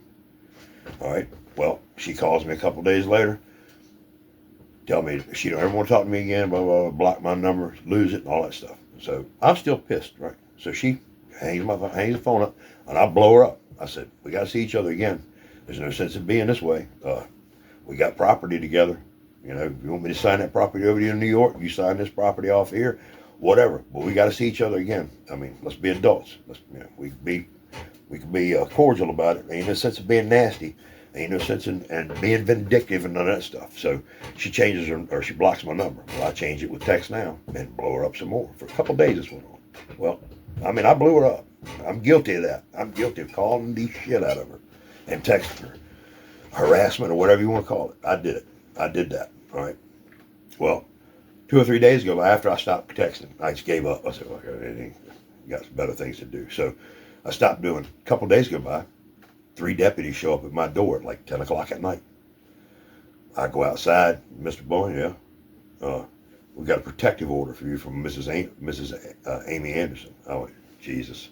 So I took the protective order and looked at the protective order, and it said holding her in a hotel against her will and sexual assault. So I said, okay. So I come inside. I get my audio recordings, dump them all on the computer. I get my text messages out. I go through all of them. And I find the text message where the one I'm going to let you read on that we shared together on the 11th showed that we had plans for me to come to this hotel, that I didn't hold her in the hotel against her will. I took the video recording of her driving and leaving the hotel and told them you could pull up her work schedule. She left every day and went to work. She went to Joseph's on Saturday on the cookout. She was coming and going. If I was going to hold her in a hotel against her will, she could have went straight to the police department and said, go get him, and they would have drove up there and took me in handcuffs or told me to get the hell out of Tennessee and not come back. So none of that happened. So I grabbed all my recordings and all that stuff to go fight this protective order. And 2 days before Thanksgiving, I get in my car and I take somebody with me and I drive to New Tazewell, Tennessee to court. When I get there, they do roll call. They call all the, yeah, I'm here. 2 deputies come get me and say, come with us, Mr. Bowen. I get up, I follow them. They take me through a back door to the courtroom and booking into the jailhouse. And I said, what's going on? We've got 5 warrants for your arrest. I said, for what? Aggravated burglary, aggravated stalking, computer crime, hacking her Facebook, fraud, and simple assault, mental abuse. So I said, okay. So they take me back out front. They give me a $100,000 bond. They appoint me an attorney. When I go sit down with the attorney, I tell the attorney I didn't do any of this shit. It's all lies. Here's my text messages and here's my audio recordings. But I've got plenty of other stuff to fight all this other allegations that she's giving me, but it's all at home. These are right here for this protective order, you know. And luckily, because I couldn't bond out, couldn't get bond. $100,000, $10,000, couldn't do it. My family couldn't help me out, nothing. I had one phone number, and that was the lady that brought me to the courthouse. She helped me drive because it was 7 hours there, 2 or 3 hours in court, 7 hours back. So she helped me drive. When they gave me a $100,000 bond, she spent the night in my car in the parking lot of the courthouse, thinking that my family's going to be able to bond me out. Well, when they told her, no, can't just come home, she drove home the next day, took my wallet, my phone, my money, everything, took it back with her to Virginia. So I had nothing. And the only thing I had was her phone number, and a guard went out and got that for me so I could make my first phone call her and tell her what was up. So she's my only point of contact. So I'm calling her number, talking to my son, telling him, look, I need to get some audio recordings and stuff off my phone. You need to bail me out. 3 weeks go by, they do a bond reduction hearing. Go to this bond reduction hearing, and in the bond reduction hearing, they drop my bond from $100,000 to $30,000. So now for $3,000 I can get out, plus I got to wear an ankle monitor, GPS ankle monitor on my thing, and that's $500 a month. So I tell Cody, go to I'd already given him access to my bank account, told him how to get into it from my phone, on my cell phone. That way he could pay the bills at the house. Well, Cody emptied my bank account. I had close to $7,000 in the bank. It's gone. Emptied it. No biggie. It happens. You know, it happens. I'm over it, past it. But anyway, never got bonded out. My attorney expected me to get bonded out on that time. And I told my attorney, well, they went ahead after the bond reduction hearing, when they set it for $30,000, they set me another date 30 days away. My attorney said, go ahead and get out. Give me a call. Give me whatever evidence you got to against it. I said, okay, I will. Well, I couldn't get out. I sat there for that 30 days. Well, they called my name to go to court. At the end of that 30 days, when I get up there, my attorney says, "What are you still doing here?" I said, "I can't bond out." And half of the bonds companies in Tennessee said, "No, you live too far away. We ain't gonna touch you. We don't want to fuck with you." And the other ones were, "Yeah, we'll bond you out, but we want 15% more than what your bond is." And blah blah blah blah blah. And your ankle monitor system, you got to have $500 up front and $400 every month for that, and going on and on. And I was like, just to hell with them, sit here. So when my attorney says, "Well, what are you still doing here?" I said, "Look, I'm not gonna get out, man. I'm not getting out." I said, and he said, "Well, look, I've been looking at what you give me, the audio tapes and the text messages. If we take this thing to court, I can beat it." And I was like, "If we take it to trial?" He said, "Yeah." I said, "How long is that going to be?" He said, "Probably take a year and a half to get it to trial." I said, "Dude, I'm not sitting in this jail for a year and a half waiting for this to go to trial." I said, "Man, you got to get me out. I want home. I want to go home, dude. I want to go home." Now, I've been there for a minute. And he said, "Can I show this to the DA? I said, "Yes, show it to the DA." So he says, "Well, let me talk to the DA, see what I can do. Maybe I can get you time served, get you out of here." I said, "Okay, that's fine." I said, "The time served, 90 days, I don't care. I'll take a misdemeanor. I'll take whatever." He said, "Well, no, I think I can get everything taken off and get the protective order." I said, "I don't care about the protective order. You can leave that in play." I said, "I don't want to talk to her ever again anyway. I want to go home, dude. I don't care what it takes. Get me home." He said, "Okay, let me talk to her." So he sets my first hearing date a month away, which was the 12th of February. 12th of February. So that would 77 days. The 12th of February was 77 days I've been behind bars. Well, they set the date. I go back into the back into jail, sit there for that next 30 days waiting. Well, 2 days before court, my attorney, they called my name, said, "Hey, you need to book it." I said, "All right." So they put handcuffs on me, take me up front. My attorney comes in. He said, "I got some good news." I said, "What's that?" He said, "Give the DA your evidence, and it clearly shows that the audio tape that you had of her inviting you into her house shows that you didn't burglarize her home, and the aggravated stalking, your GPS coordinates show that you only came to Tennessee 3 times, and the other time was in Virginia, and y'all stayed at those hotels those times. So it doesn't show you coming up here outside of that. And she was with you those 4 times. So that blows the aggravated stalking out the window." He said, "And she's the only witness that the state's got because she hid you from everybody else and lied to everybody and said she wasn't seeing you. So she's got no other witnesses. She's the only witness the state's got, and we've discredited her with the thing. So the jury's not going to believe anything she says. She's dropping all the charges." I said, "Really?" She said, "Yep, but they want you to wear an ankle monitor for a year so that you don't come around." I said, "I got no problem with that. I'll pay for that and wear it for a year." So they cut me loose. They dropped all the charges, and I got to wear this ankle monitor. I got to wear a GPS ankle monitor for a year, so I stay away from her, within 1,000 feet away from Amy and 1,000 feet of where she works. I got no problem with that. Hell yeah, I want to go home. So they cut me loose. All right. Well, when they cut me loose, I got to stay away from Old Town Grill and away from Amy, 1,000 feet away. All right. Well, when they cut me loose, I got no money, got no vehicle, got nothing, nobody there to get me. All right. Well, there's a guy getting let out at the same time I was getting an ankle monitor at the same time. His family said they would take me to Walmart so I could call Cody and get him to give me a MoneyGram, send me a MoneyGram. So they drive me to Walmart. Well, we drive right past Old Town Grill to go to Walmart. I'm not from around there. I don't know the roads. Nothing. They drive me to Walmart. It sets the GPS, sets the geofence off on the GPS. I get to Walmart.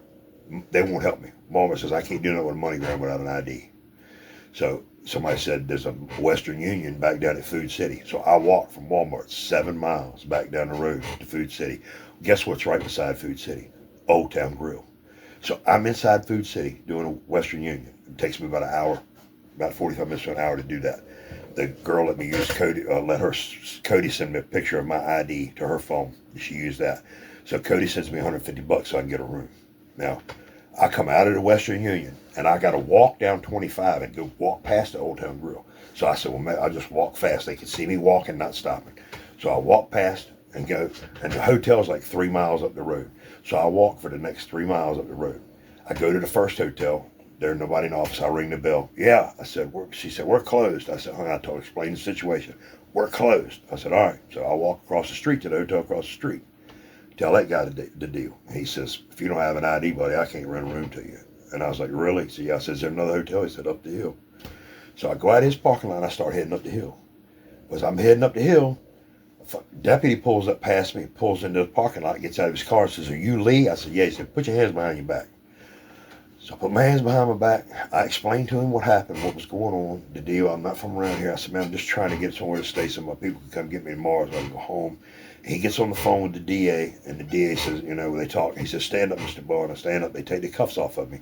He said, "Go get in the back seat of this SUV, this officer's SUV. There's 2 other cops that pulled up by then." So I get in the back seat of the SUV. They take me all the way into Kentucky and drop me off across the state line in Kentucky and said, "Don't come back to Tennessee." I said, "You ain't got to worry about that, buddy." And I started walking into Kentucky, and I walked about a mile and I ran into a BP gas station there, and I walked up into there and I told the girl my situation and asked her if there was a hotel. She called on the phone to a couple of hotels. They were in the area, and they said, "We can't do nothing without an ID." So I had nowhere to stay. I sat in that BP gas station for 23 hours until somebody come pick me up. Now, they come got me and brought me home. Happy to be home. When I get home, I find out that while I was gone, Amy shows up here a week and a half before Christmas and hands everybody on the property an eviction notice that she's kicking everybody out of the house. Amy was expecting me to be gone for 5 years or better. She was expecting me to be locked up for that long. And she's got a job in Fluvanna Women's Correctional Facility in Virginia, which is about 130 miles from here. So her plan was to evict the people out of this house, get a job in Fluvanna, and come here and stay here when she was working in Fluvanna, and go back to Tennessee on her time on it. She get a little 4-day span off and bounce back and forth between the 2 places was her plan. So she come here to evict all those people. She brought 3 police officers with her when she came, so she'd have witnesses. She took a bunch of stuff out of the house. She come in and got a helmet out of the bedroom, took my camcorder. She went and got dishes and stuff out of the house. Now listen, when she left here and moved out 7 months ago, prior to that, she took everything. When I cleaned the house, I was talking to her on the phone. I said, "Honey, I found a pair of your shoes and 2 shirts, and I put them in the closet." And I said, "You want me to bring them to you when I come up?" "No, I'll get them next time I'm down."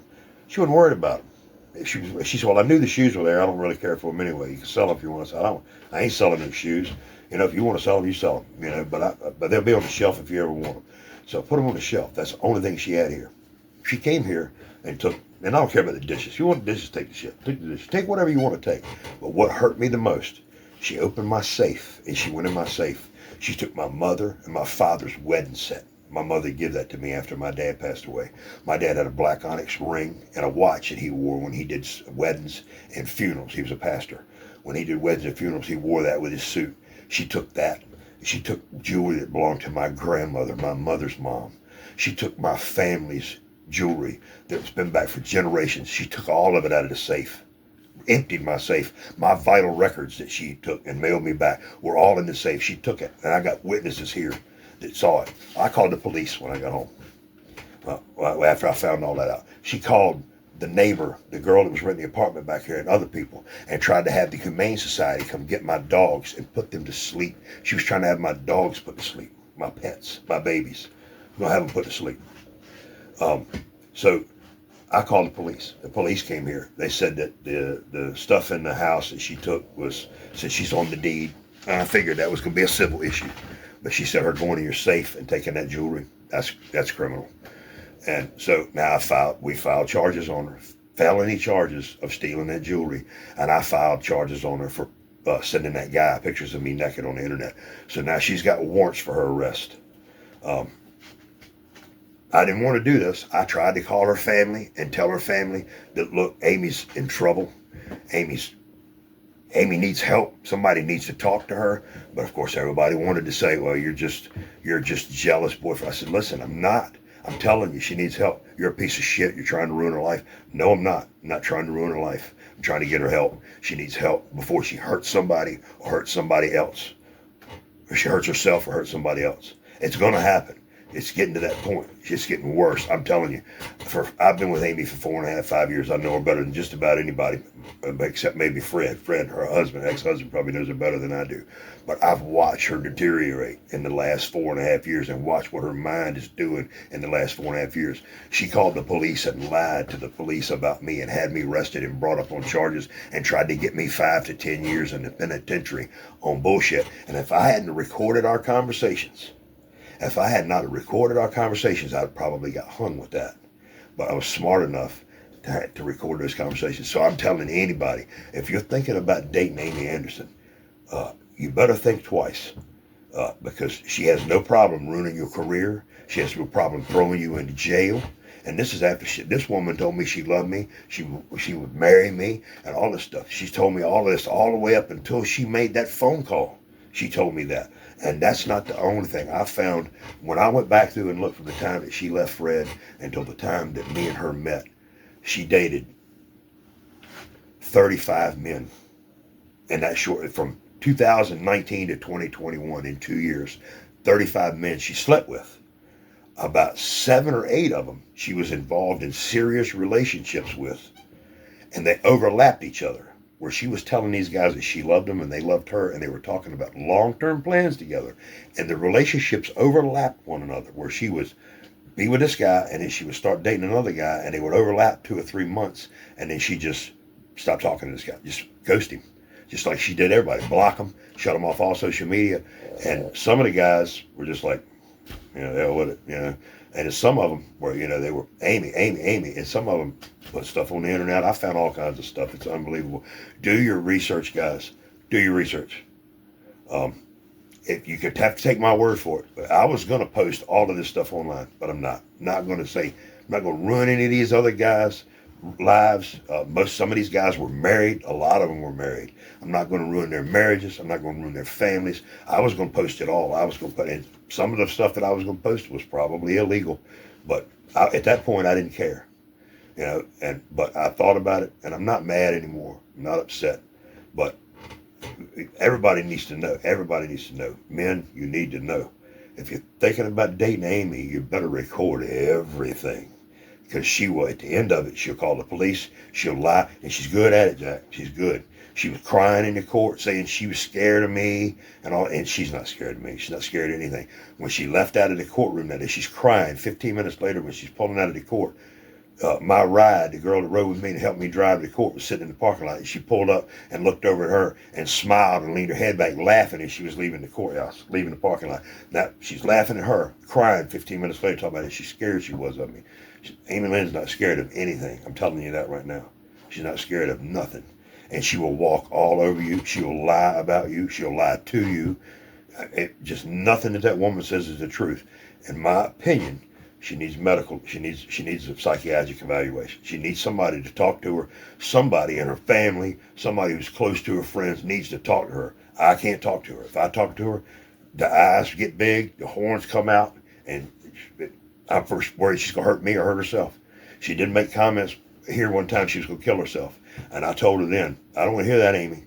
I don't want to hear it. If I think for a minute that you're being serious about that, I will call and have you committed to put on a 72-hour hold for a psychiatrist. I said, I'm not putting up with that. Well, she took that, what I said, that I would call if I thought she was going to kill herself, that I would call and have her put on a psychiatric hold. She told everybody that we know that I said I was going to have her committed. And that's not what I said. I said, if I thought you were going to commit suicide, I would. That's protecting you, not trying to hurt you. She told everybody I was going to try to hurt her. She told everybody that I was hurting her, that I sexually assaulted her. I forced her to stay in that hotel. I didn't force her to do anything. You'll see on the text messages, she came on her own. She left every day. She could have left and picked the phone up and said, I'm not coming back. To hell with you. Go home. And I would have had no choice but to go home. If I'd have showed up at her property, they would have called the police and sent me up the road. There's nothing I could have done. I'm smarter than that. I know better than that. She came there because she wanted to. And she said, I sexually assaulted her. When I first came there, we talked for a few seconds. I was upset. I was laying there crying in bed, facing away from her. She came over and snuggled up behind me. And she's the one that advanced on me the first time in the hotel that night. So, no, there was no sexual assault. If there was, I'd still be behind bars with charges on me. But they dropped them all because she lied to the cops, lied to the DA, and they found out about it because I had audio. So think about it, guys. The first thing we're going to take a look at is some text messages that she sent on October the 11th of this year, which was 2 weeks before we stayed in the hotel room, that I supposedly sexually assaulted her. And at this point, everybody on the planet thinks that we weren't talking, that I was still harassing her and bugging her, she didn't want nothing to do with me. And you'll see it was the other way around. Thank you, guys. I'll see you again soon.